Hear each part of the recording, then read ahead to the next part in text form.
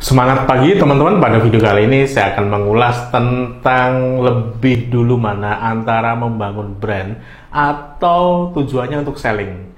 Nah ini banyak sekali yang tanya, branding atau selling dulu sih sebetulnya. So ditonton video ini sampai selesai ya.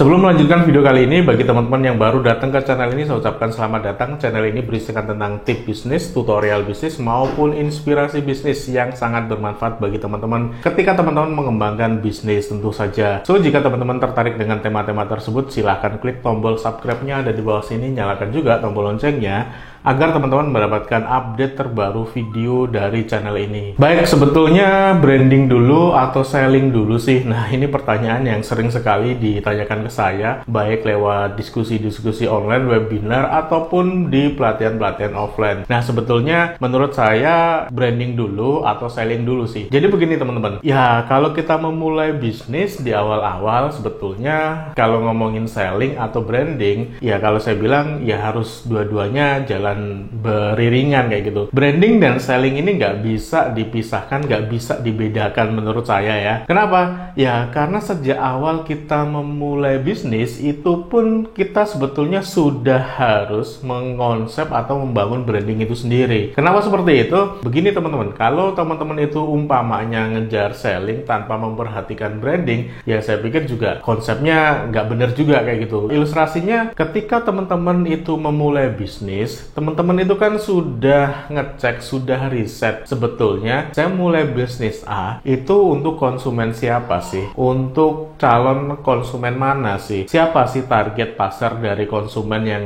pengen saya bidik? Nah, ketika teman-teman riset siapa konsumen yang pengen disasar, setelah itu kan teman-teman akan merencanakan produk yang cocok untuk mereka itu apa? Atau kalau teman-teman sudah memutuskan misalnya teman-teman itu ingin membuat produk atau ingin menjual produk kaos kayak gitu, maka kaos yang seperti apa sih yang memang cocok untuk segmen yang pengen teman-teman sasar? Di sana tuh sebetulnya teman-teman sudah mulai mengonsep yang namanya branding dari produk teman-teman. Oh, kalau untuk segmen menengah ke atas, untuk kalangan-kalangan tertentu, maka kaos yang mereka sukai, kaos yang mereka butuhkan adalah kaos yang seperti ini. Spesifikasinya A, B, C, dan sebagainya. Terus berikutnya, kalau untuk kalangan seperti atas, maka packaging yang harus dikasih atau harus didesain harusnya seperti ini. Nah, itu sebetulnya secara tidak langsung teman-teman itu sudah merupakan konsep branding itu sendiri. Terus lagi misalnya, oh kalau menyasar segmentasi menengah ke atas itu saluran komunikasinya, saluran pemasarannya harus pakai media A, B, C dan kontennya harus seperti ini dan seperti ini. Itu merupakan konsep dari branding teman-teman. Jadi sejak awal teman-teman itu memulai bisnis, mau memasarkan sebuah produk atau membuat produk, itu pun sebetulnya teman-teman sudah mengonsep branding itu sendiri. So kalau dibilang selling dulu baru branding, ya saya merasa ya nggak benar juga.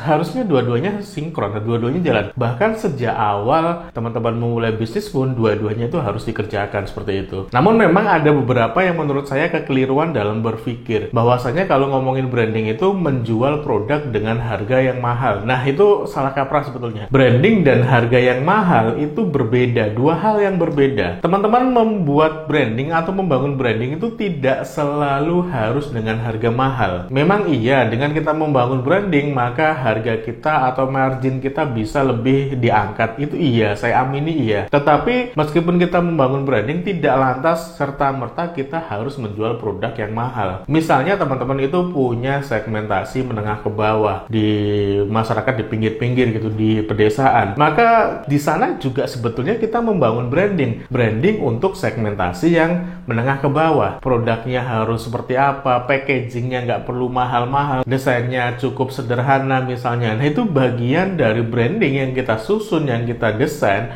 untuk segmentasi yang memang menengah ke bawah, yang memang di daerah-daerah pinggiran. Nah itu sekali lagi antara menjual produk yang mahal dengan membangun branding itu berbeda. Branding itu kita bangun sesuai dengan persepsi yang kita inginkan. Kalau memang segmentasinya menengah ke bawah dan persepsi yang kita bangun adalah ya produk yang tidak harus high class, tidak harus eksklusif, maka ya tidak perlu juga dijual mahal, teman-teman. Jadi antara menjual produk yang mahal dan membangun branding, sekali lagi itu berbeda. Kalau memang teman-teman menyasar segmentasi menengah ke atas yang harus dia membayar yang lebih mahal, maka juga teman-teman harus mengimbangi. Maka mereka mengeluarkan biaya yang mahal, biaya yang banyak, itu mereka dapat apa sih? Dapat value apa sih dari produk kita? Nah, itu yang harus teman-teman kerjakan. Jadi antara selling dan branding itu menurut saya korelasi dua-duanya harus berjalan beriringan. Sejak kita memulai bisnis, kita membutuhkan penjualan, iya. Nah, sambil memasarkan produk, mengejar selling, maka sisi-sisi branding pun itu juga harus dibangun. Agar memang ketika nanti sellingnya dapat, brandingnya pun juga ikut naik. Jadi kalau ada yang bilang branding dulu, selling dulu, ya saya pikir mungkin konsepnya agak berbeda dengan apa yang saya pikirkan seperti itu. Kalau menurut saya, seperti yang saya katakan tadi, bahwasanya branding dan selling itu tidak bisa dipisahkan. Sejak awal pun sebuah produk itu harus dikonsep.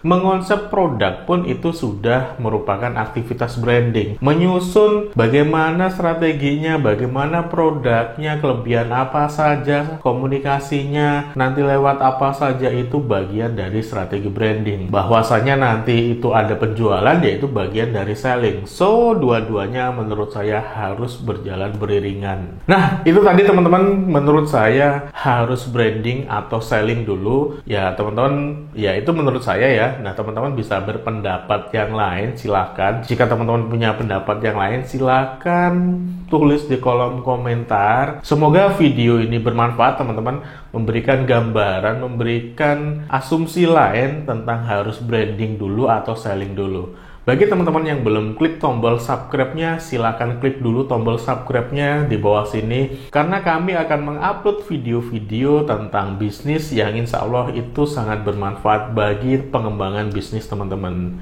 Saya Imam Syafi'i, kita jumpa lagi di video-video berikutnya. Bye-bye.